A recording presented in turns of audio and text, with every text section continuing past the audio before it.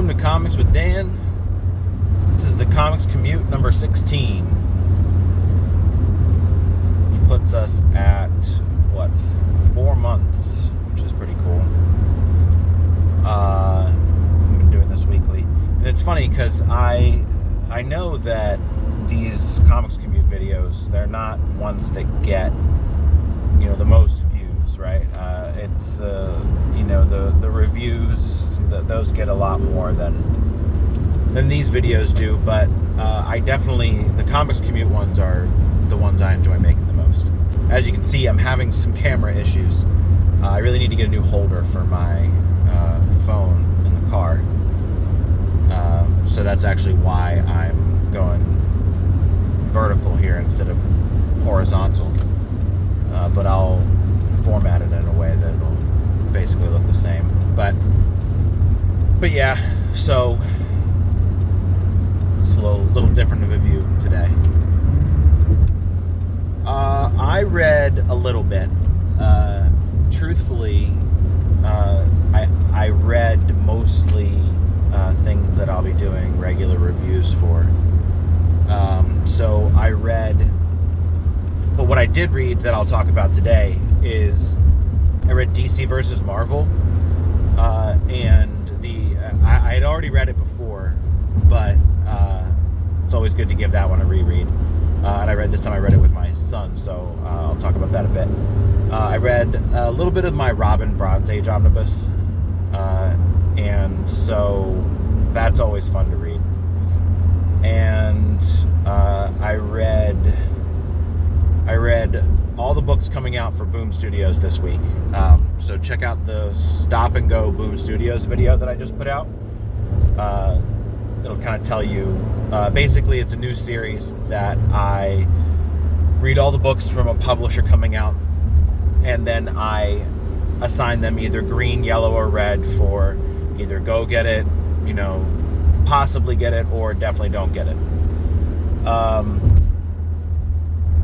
So then I read all of those, so make sure you check that video out. I also read Something is Killing the Children, volumes 3 and 4, but I won't talk about that here just because I basically had the same comments that I always have. It's still good. If you like horror, definitely pick it up. So I read DC versus Marvel, and this time I read it with my soon-to-be 6-year-old and soon-to-be 4-year-old sons. And if you haven't read it before, basically the explanation as to why the two universes are colliding is extremely out there and cosmic and crazy. So that part definitely went right over their heads. But what didn't go over their heads is getting to see Superman smash the Hulk, getting to see Batman fight it out with Captain America, just really cool stuff like that. So they were really excited to see those things. So that was fun. And I got these books a few years, maybe a year or two ago, on eBay, and they are in absolutely pristine condition. They're in better shape than half of the new books that I get. And I got all 4 of them for $25, which was, I think, a steal. So also, I know that the DC versus Marvel Omnibus is coming out, I think, later this year, maybe early next year, as well as the Amalgam Universe Omnibus, which I'm currently collecting those in single issues. So I don't think I'll be getting the omnibuses, but they're definitely, if that's something that interests you, could definitely be worth picking up. I also read some of my Bronze Age Omnibus, which is it's my favorite comfort read. It's just the stories are fun. They rarely ever span more than 2 or 3 issues. Most of the time it's just 1. And they're mostly backup stories from the Batman comics or the detective comics from back in the 70s. It's just it's fun to read. I love the character, obviously, and it's just, you get to see Dick Grayson kind of strike out on his own, but I don't think at this point in his publication history was the idea that he and Batman were at odds introduced. So what you see Dick going around saying, like, I'm able to do this because of the training I got from Batman, which I think is different than what you see now, where the narrative is that Dick and Batman were at odds during their career, which, trust me, I enjoy exploring that side of their relationship, but it is also nice to see a time when they weren't barking at each other about being their own person, all that stuff. But even so, just because they aren't at odds with each other doesn't mean that Robin isn't going out and becoming his own hero in his own right.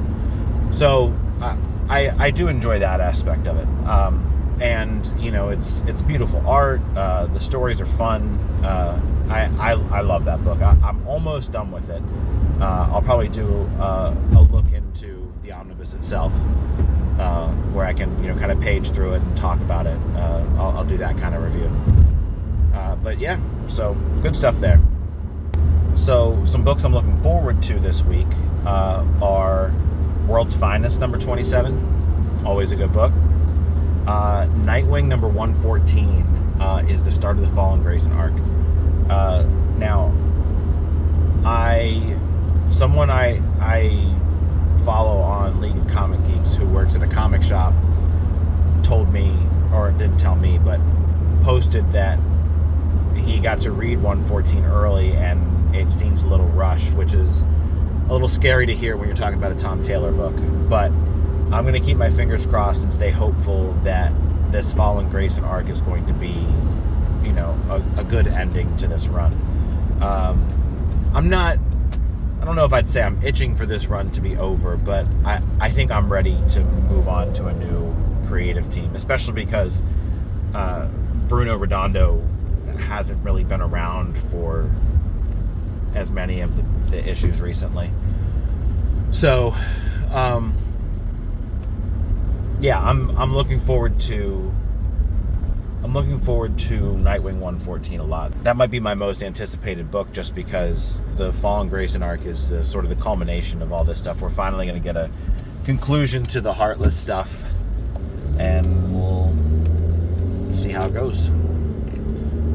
I also am looking forward to Void Rivals number 9. I'll be doing a full review of that one, and Void Rivals has been great.